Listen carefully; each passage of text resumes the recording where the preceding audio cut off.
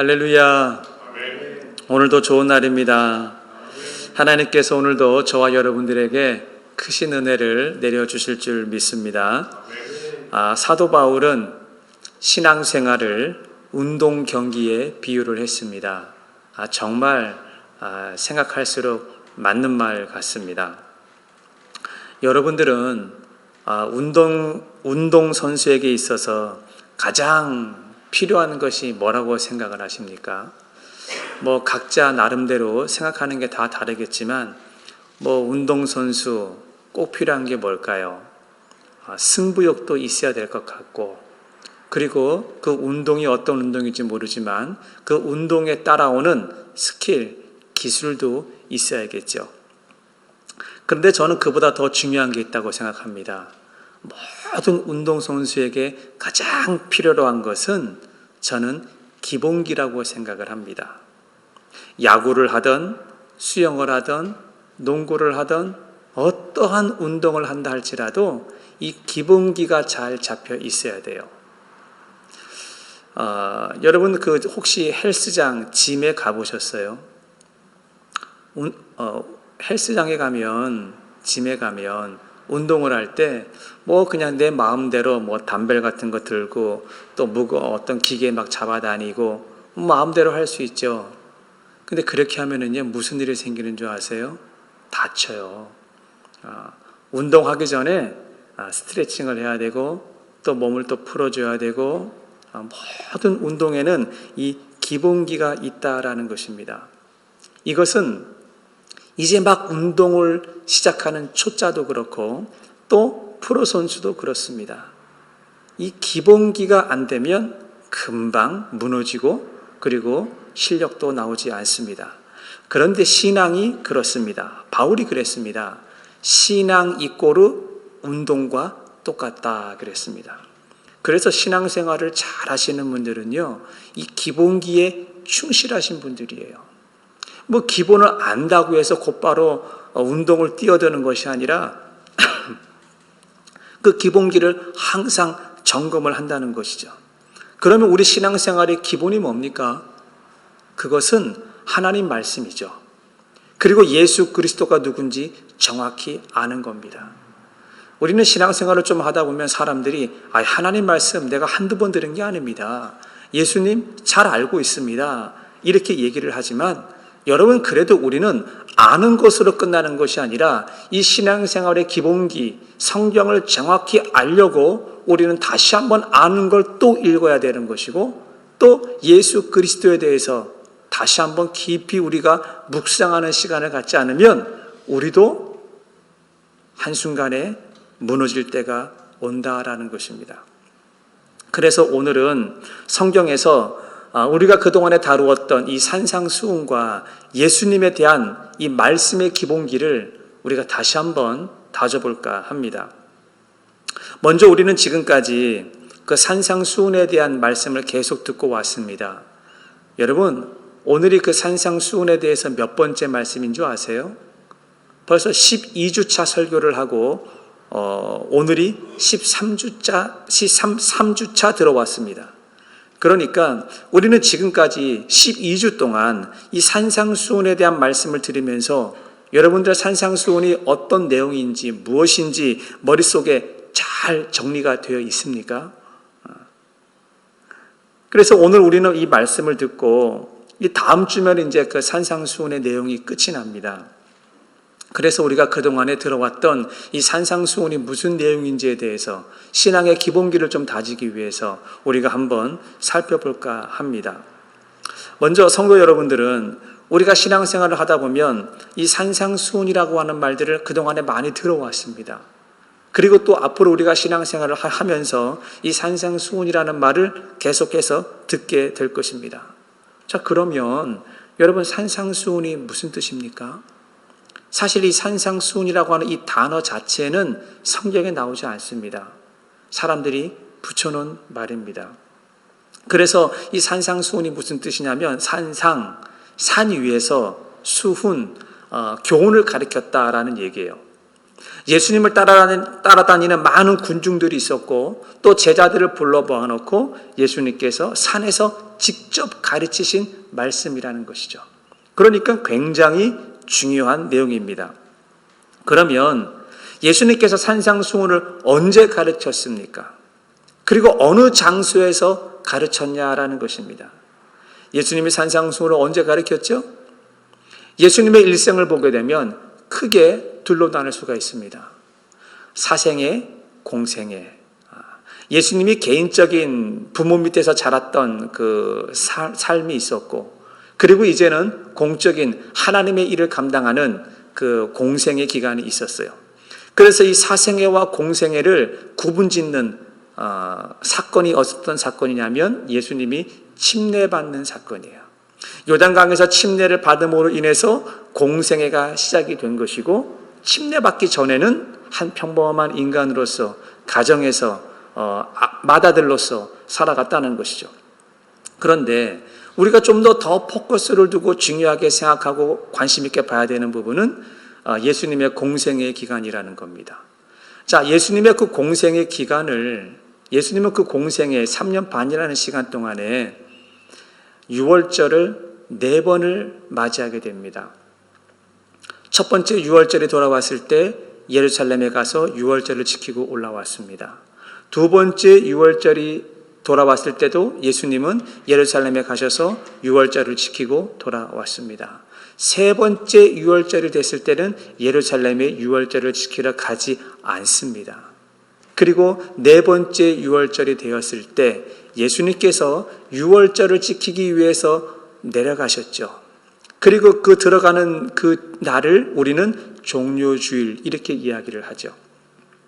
그리고 그 유월절 기간의 그 마지막 네 번째 유월절의 마지막 한 주간을 우리는 고난주간이라고 이야기를 합니다.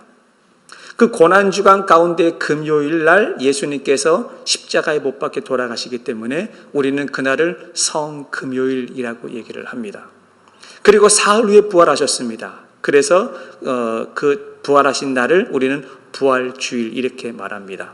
자, 그러면 오늘은 우리가 지금 산상수훈을 이야기를 하고 있기 때문에 이 산상수훈의 사건이 예수님의 일생 가운데에 공생의 기간 동안에 어느 시점에 있었습니까?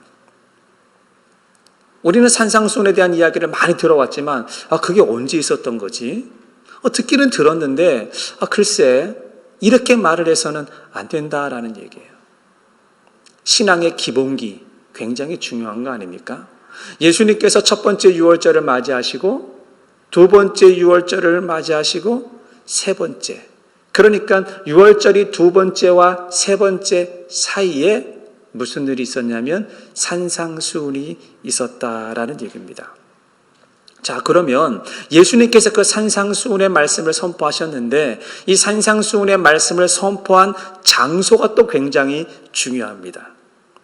어디서 산상수훈의 말씀을 전했을까요? 여러분, 예루살렘이 아닙니다. 예루살렘은 대도시입니다. 그리고 예루살렘은 이스라엘 지도를 놓고 볼 때 남쪽 지방에 있는 도시였습니다. 그런데 예수님께서 산상수훈의 말씀을 전한 것은 예루살렘이 아니라 북쪽 갈릴리 지방이었습니다. 그리고 그 북쪽 갈릴리 지방은 어떤 도시였냐면 아주 평범한 시민들이 살아가는 도시였습니다. 자, 이 장소가 왜 중요할까요? 여러분, 산상수훈의 대상이 누구냐가 중요하기 때문에 그런 것입니다.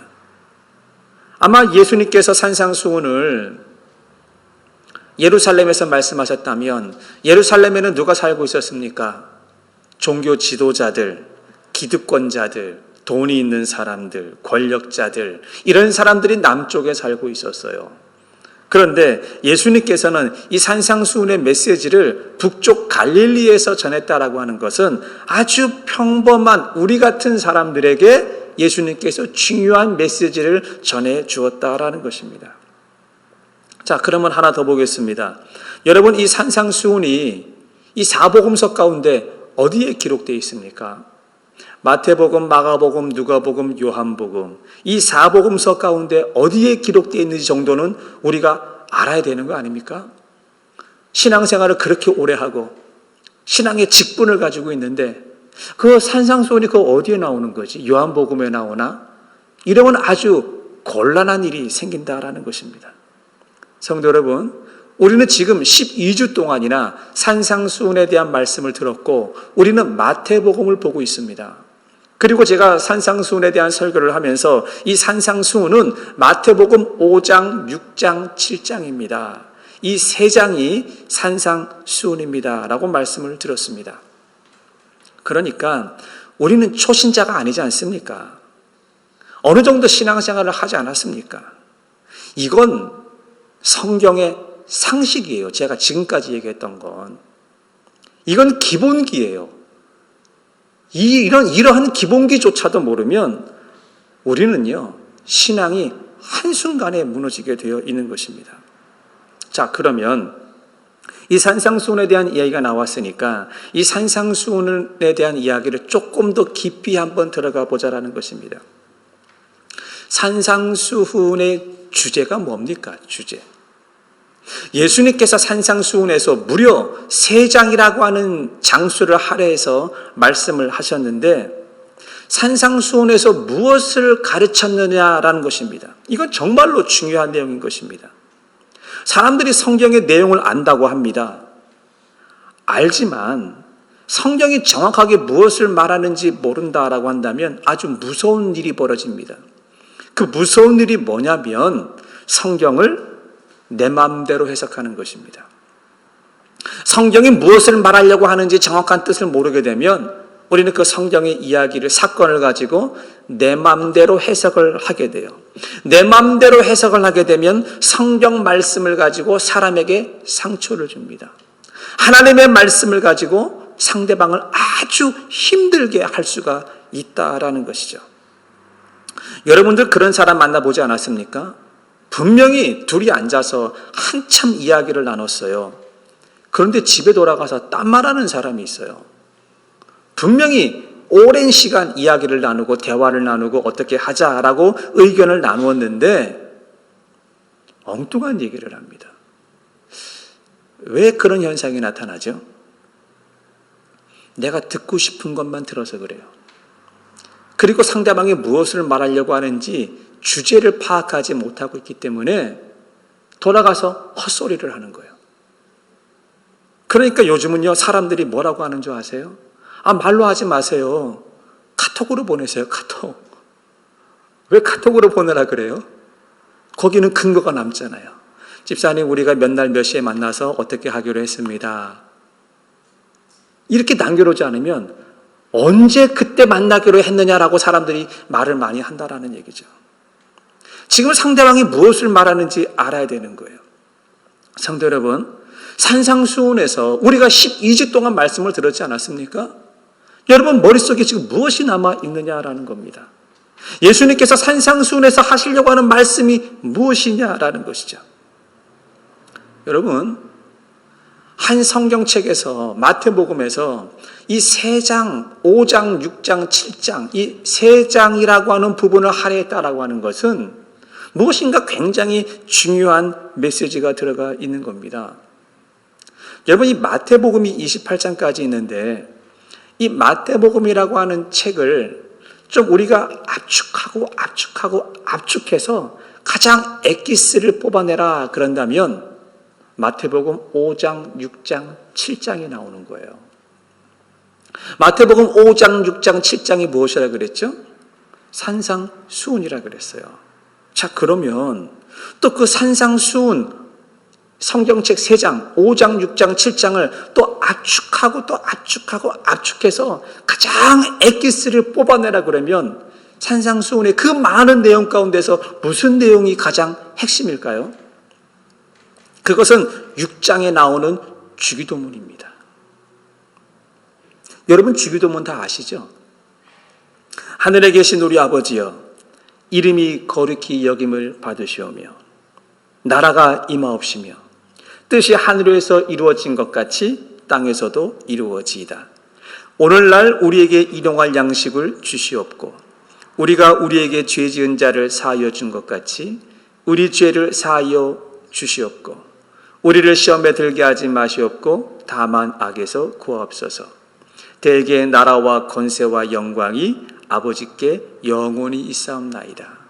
이것이 산상수훈의 핵심이라는 겁니다. 자, 그러면 이 주기도문도요, 조금 한번 줄여보자는 겁니다. 이 주기도문의 내용 가운데서 가장 중요한 부분이, 물론 다 중요하죠. 근데 여러분들은 어디라고 생각을 하십니까? 어느 부분이 제일 중요하다고 생각을 하십니까? 한번 생각해 보십시오. 우리 늘 날마다 외우지 않습니까? 기회 있을 때마다 우리는 주기도문을 외우지 않습니까? 만약에 우리가 이 주기도문을 형식적으로 외우지 않고 내가 그 의미를 생각하면서 외운다면 분명히 우리는 우리에게 이 주기도문 내용 가운데 중요한 부분이 있다라는 것이죠. 아마 어떤 사람들은 일용할 양식을 주십시오, 이 부분을 굉장히 중요하게 생각할 수 있습니다. 아니, 또 어떤 사람들은 우리를 시험에 들게 하지 마옵시고를 굉장히 중요하게 생각할 수가 있습니다. 아니, 또 어떤 분들은 나를 악에서 좀 구해 주십시오, 이렇게 말할 수 있을 것입니다. 자, 한번 솔직히 가슴에 손으로 한번 얹고 생각을 해보자 말입니다. 우리가 주기도문을 그렇게 중요하게 생각을 하고 기회 있을 때마다 날마다 외우는데 나는 과연 이 주기도문에 무엇에 포커스를 두고 주기도문을 외우고 있느냐라는 것입니다. 내가 주기도문에서 중요하게 생각하는 부분과 예수님께서 주기도문에서 중요하게 생각하는 부분이 같느냐라는 것입니다.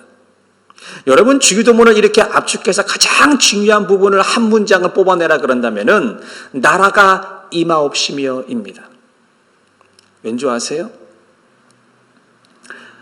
하늘에 계신 우리 아버지여, 이름이 거룩히 여김을 받으시오며 나라가 이 땅에 임하옵시며. 왜요? 뜻이 하늘에서 이루어진 것처럼 하나님의 나라가 이 땅에 임하시옵소서라는 것입니다. 그리고 우리에게 일용할 양식을 주시옵고도 내가 일용할 양식을 통해서 하나님의 나라가 내 일용할 양식 가운데 나타나기를 원한다라는 얘기죠. 우리가 우리에게 죄 지은 자를 사하여 준 것, 우리 인간의 힘으로는 할 수 없습니다. 그러나 내가 하나님의 나라가 내 안에 임하여서 내가 사람들을 용서하지 못하는 그 사람을 내가 용서할 수 있도록 도와주시옵소서라는 것이죠. 우리의 죄를 사하여 주시옵소서. 무엇입니까? 내가 죄인 아니에요. 그런데 이 죄인이 사함받는 게 뭐예요? 하나님의 나라가 내 안에 임함으로 인해서 내 죄가 사함받는 거예요. 우리를 시험에 들지 않게 하는 것도 역시 마찬가지라는 것입니다. 그래서 하나님의 나라가 이 땅에 임하는 것, 이것이 마태가 말하려고 하는 것이었어요. 그리고 예수님께서 산상수훈에서도 말하려고 하는 것이었어요. 그래서 우리는 마태복음을 어떤 관점으로 읽어야 되냐면 마태복음 28장을요, 하나님의 나라가 이 땅에 임하는 관점으로 읽어야 되는 것입니다.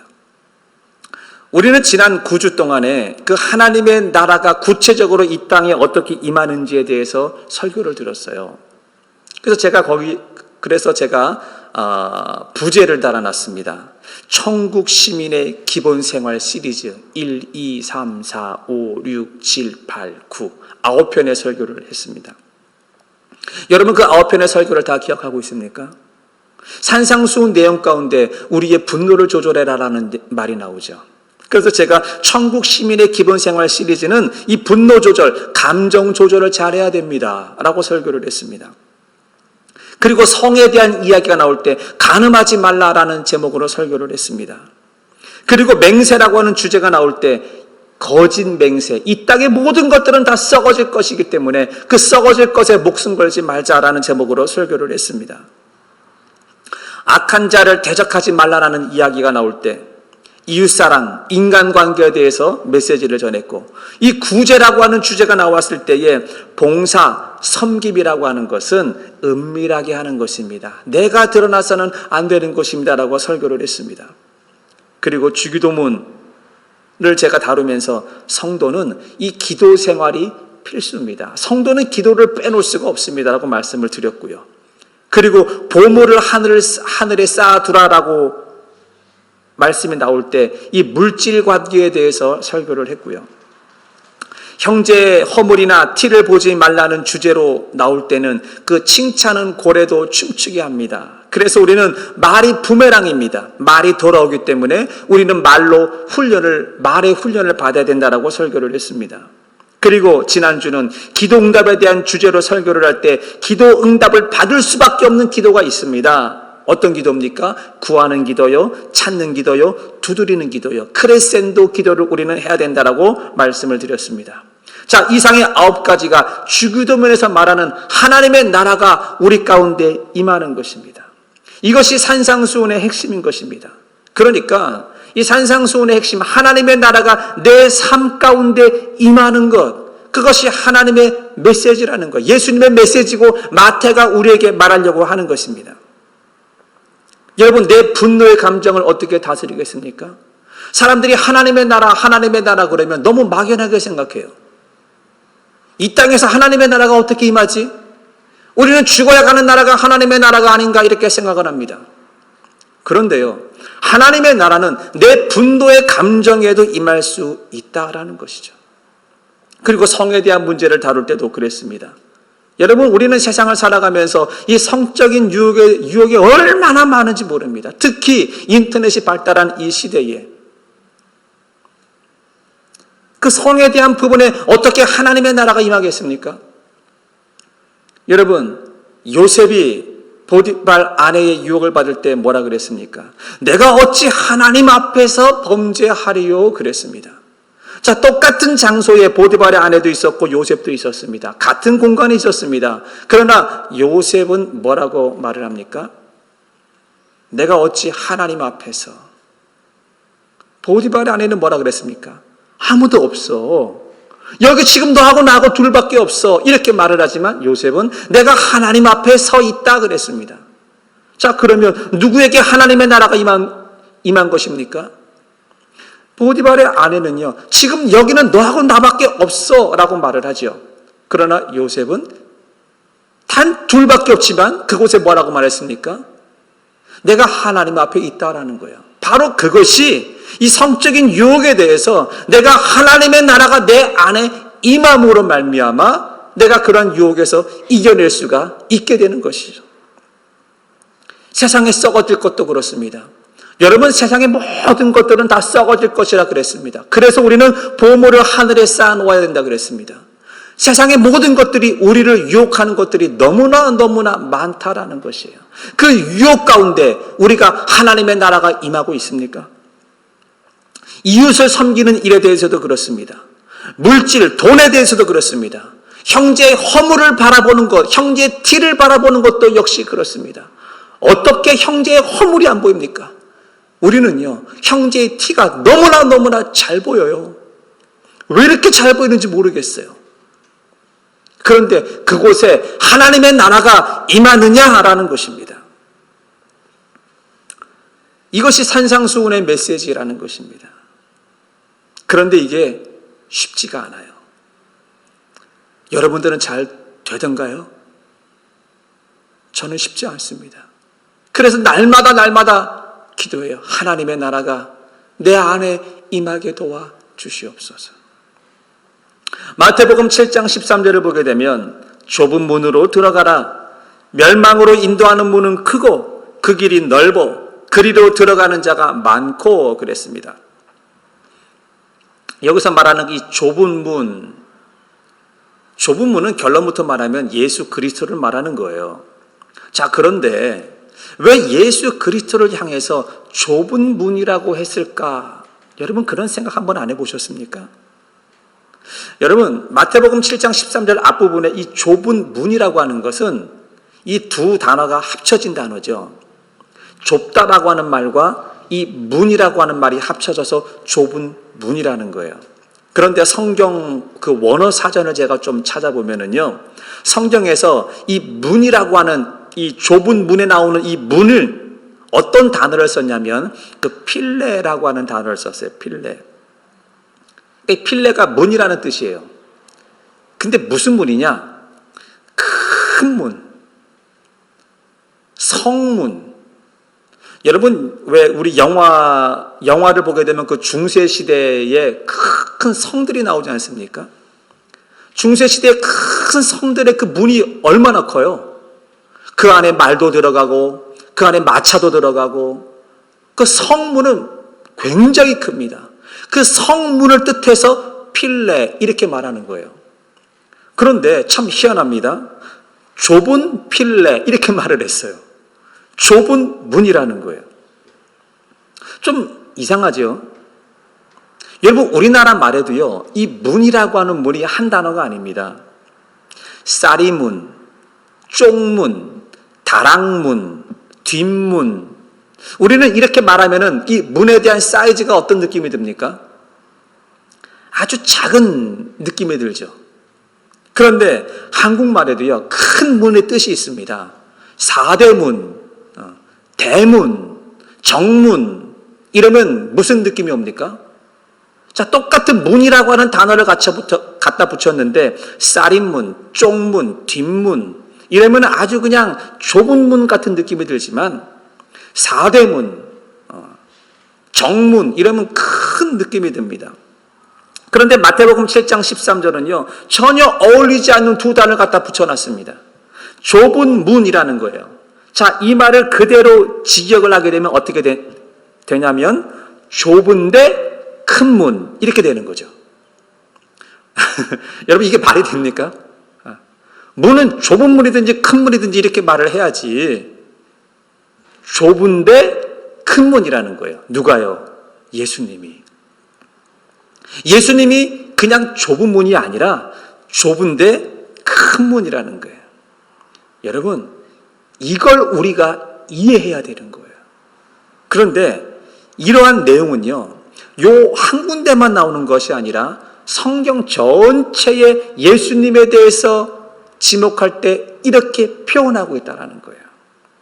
마태복음 18장 28절을 보시게 되면 수고하고 무거운 짐진 자들아 다 내게로 오라 내가 너희를 쉬게 하리라 그랬습니다.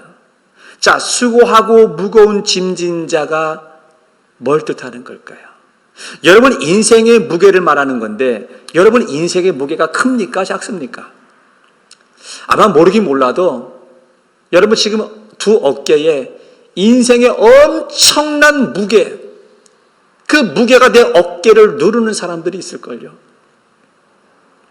어떤 주제인지 모르지만 아무튼 그 주제로 어떤 사람은 신분이 될 수가 있을 것이고 어떤 사람은 건강이 될 수 있을 것이고 어떤 사람은 물질이 될 수 있을 것이고 어떠한 사람은 자녀가 될 수 있을 것이고 또 어떠한 사람은 나 자신에 대한 그 미래에 대한 두려움. 여러분, 그 인생의 무게가 얼마나 큽니까? 굉장히 크죠. 감당하기 힘듭니다. 그 정도 큰 무게가 있지만 수고하고 무거운 짐진 자들아 다 내게로 오라는 거예요. 제한이 없다라는 거예요. 어떠한 아픔이 있고 어떠한 상처가 있고 어떠한 문제가 있다 할지라도 그 문제의 사이즈는 중요한 것이 아니라 다 내게 오라라는 거예요. 예수님께 가는 데는요, 학벌도 필요 없습니다. 돈도 필요 없습니다. 아무 조건 없습니다. 다 오라는 거예요. 그러니까 이 문이 얼마나 큰 문입니까? 굉장히 큰 문이라는 것이죠. 세상에 이보다 더 큰 문이 어디 있습니까? 그런데 성경에서는 예수님을 무슨 문이라고 그럽니까? 좁은 문이다 이렇게 이야기를 하는 거예요. 이 좁은 문이라고 하는 것이 굉장히 비좁은 문, 들어가기 너무 힘든 문, 이런 문을 말하는 것이 아니라 좁은데 큰 문이다 이렇게 말씀하고 있는 것입니다. 자, 그러면 성경에서 그러면 큰 문 이렇게 말하면 좋은데 왜 예수님을 하필이면 이 좁다라고 하는 말을 표현을 했을까요? 그냥 넓은 문 그러면 사람들이 얼마나 좋아하겠어요. 아름다운 문, 큰 문. 근데 앞에 좁은 문이라고 하는 단어를 붙여놨는데 이 좁다라고 하는 것은요, 마태복음 7장 14절을 보면 그 답이 나옵니다. 마태복음 7장 14절을 보시게 되면 생명으로 인도하는 문은 좁고 길이 협착하여 찾는 이가 적음이라 그랬습니다. 바로 이게 답이에요. 왜 예수님이 좁을 수밖에 없느냐? 예수님만이 생명이기 때문에 그렇습니다. 믿으십니까? 생명. 여러분, 이 생명이라고 하는 것은 우리가 숨쉬는 생명을 말하는 것이 아닙니다. 여기서 말하는 그 생명이라고 하는 것은 영원한 삶, 구원을 말하는 것이에요. 우리의 삶이 이 땅의 전부가 아니지 않습니까? 영원한 삶이 있지 않습니까? 그런데 이것이 믿어지지 않는 사람들이 있어요. 저는 이제 그런 분들과 실갱하고 싶지가 않아요. 믿든 안 믿든, 우리가 인정하든 인정하지 않든, 여러분, 죽음 뒤에는 영원한 삶이 있습니다. 죽어봐야 알지라고 말하는 사람은 뭐 어쩔 수 없죠. 죽어봐야죠. 그러나 그때는 때가 늦은 걸 아셔야 됩니다. 사랑하는 성도 여러분, 오직 예수 그리스도 외에는 생명이 없습니다. 다시 말하면 예수 그리스도 외에는 구원의 길이 없다라는 거예요. 왜요? 예수님이 십자가에서 죄값, 생명값, 목숨값을 지불하셨기 때문에 예수님 외에는 다른 길이 없는 것입니다. 어떠한 성자라도, 어떠한 철학자라도, 어떠한 종교라도, 여러분, 죄의 문제를 다른 종교나 철학자나 성자가 있습니까? 그리고 생명을 지불하는 사람들이 있냐라는 것이에요. 기독교하고 가장 비슷하게 생긴 천주교가 있습니다. 여러분, 천주교에서는 뭐라고 얘기를 합니까? 우리가 하나님 앞에 갈 수 있는 길은 예수님을 통해서도 갑니다. 맞아요. 그러나 예수님을 통해서 돕니다. 마리아를 통해서도 갈 수 있다고 말을 합니다. 심지어는요, 예수님의 제자들을 통해서도 우리는 하나님 앞에 갈 수 있다라고 이야기를 합니다. 천주교가 큰 실수를 하고 있는 겁니다. 마리아나 예수님의 제자들이나 모두가 다 죄인이라는 사실을 망각한 것입니다. 그들은 생명값, 죄의 문제를 해결하는 사람들이 아니라는 것입니다. 여러분, 이슬람도 마찬가지예요. 이슬람의 결정적인 잘못은 뭐냐면 무함마드를 신격화했다라는 거예요. 여러분, 무함마드가 얼마나 죄인인지 아세요? 여러분, 혹시 무함마드에 대해서 조금 공부해 보셨습니까? 무함마드는요, 이 자기 그 인생의 문제와 그 죄의 문제를 해결하기 위해서 굉장히 초반에는 고민을 했던 사람이에요. 그리고 그가 세운 종교를, 세력을 확장시키기 위해서 이웃나라와 전쟁을 일으킨 사람이고, 그리고 다른 그 전쟁에서 이긴 그 나라들의 신전들을 다 파괴시키고 이 폭군이었습니다. 그리고 이 무함마드가 이 아브라함이나 모세나 예수 그리스도, 이 성경 구약에 나오는 그 선지자들 있지 않습니까? 이 선지자들보다 내가 더 위대한 선지자고 내가 이 땅의 마지막 선지자라고 이야기를 합니다. 이게 코란에 그렇게 기록이 되어 있어요. 그런데 사람들이 잊어버리는 게 있어요. 첫 단추. 무함마드가 누구냐라는 거예요. 그는 죄인이라는 거죠. 죄인. 그 역시도 죄의 문제를 해결하지 못하고 죽은 사람이라는 것입니다. 불교는 어떻습니까? 여러분, 이 불교는요, 그냥 한마디로 줄여서 이렇게 딱 줄여서 얘기하라 그러면은 불교의 메시지는 이거예요. 너가 부처가 되라 이거예요. 성불해라, 득도해서 너가 깨달아서 너가 작은 부처가 되라. 이게 불교의 교리예요. 여러분, 내가 죄인인데 내 죄인이 내가 어떻게 죄값을 감당합니까? 내가 어떻게 죄의 문제를 해결하고 내가 이걸 깨달을 수 있느냐라는 것이에요. 그래서 오직 구원은 예수 그리스도 십자가밖에 없기 때문에 좁은 문, 이렇게 얘기하는 거예요. 그러니까 좁은이라고 하는 것은 예수님의 십자가의 보혈, 죄사함을 뜻하는 거죠. 아무나 흉내를 낼 수 없고 누구도 따라올 수 없기 때문에 딱 한 길이기 때문에 그것이 좁다라고 얘기한 것이고, 뒤에 문, 필레라고 하는 것은 굉장히 큰 문이다. 누구나 들어올 수 있는 문이다 라는 메시지가 그 안에 담겨 있는 것입니다. 그래서 예수 그리스도가 생명입니다. 예수 그리스도가 가장 넓은 문입니다. 예수 그리스도가 구원의 길인 걸 믿으시기를 바랍니다. 이것이 우리의 신앙의 기본기라는 것이에요. 두 번째는 생명으로 인도하는 문은 좁고 협착하다 그랬어요. 이 협착이라는 말이 뭘까요? 마태복음 7장 14절을 다시 한번 보시게 되면 생명으로 인도하는 문은 좁고 길이 협착하여 찾는 자가 적다 그랬어요. 이 협착이라고 하는 이 단어가 성경 원어에서는 그 들리보라고 읽습니다. 그런데 성경 어디에 이 들리보라고 하는 단어들이 쓰였는지 찾아보면은 이 협착이 무슨 단어인지 정확히 알 수 있어요. 고린도후서 4장 8절을 보시게 되면 우리가 사방으로 우겨쌈을 당하여도 쌓이지 아니하며 답답한 일을 당하여도 낙심하지 아니하며 그랬어요. 여기서 말하는 우리가 사방으로 우겨싸임을 당한다. 이 우겨싸다는 뜻이 협착, 들리보라는 뜻이에요. 그러니까 우리가 좁은 길, 예수님을 따라가다 보면 우리가 협착해진다 그랬는데 우리가 예수님을 따라가다 보면 우리 주변을 둘러싸는 것들이 생긴다라는 거예요. 사방이 막히는 일이 생긴다라는 것이죠. 그래서 길이 좁은 거예요. 그래서 찾는 사람들이 적은 거예요.